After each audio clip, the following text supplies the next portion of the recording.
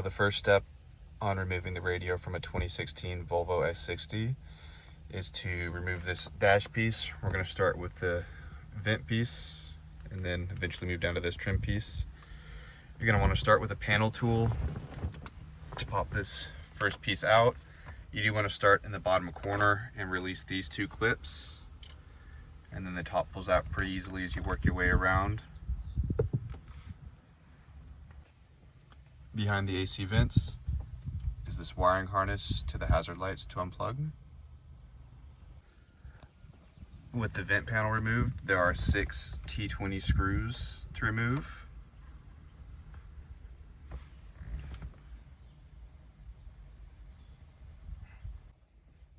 After you remove the 6 T20 bolts around the radio that were behind the vent panel, you're going to pop out this entire panel right here.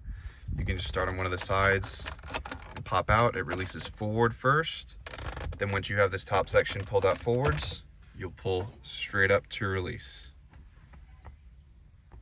There is one wiring harness to unplug behind this panel. It's located on the driver's side. It's that green plug right there. With the vent panel and the main panel removed, there are now 2 screws, one on each side.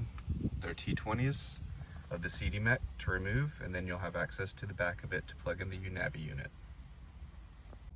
With the CD mechanism pulled out and access to the back, we're going to be replacing this light blue cable, and as always, our main wiring harness. And this application will have the optical cable removed from this one and plugged into the new one going into the back of the radio, which we will show later.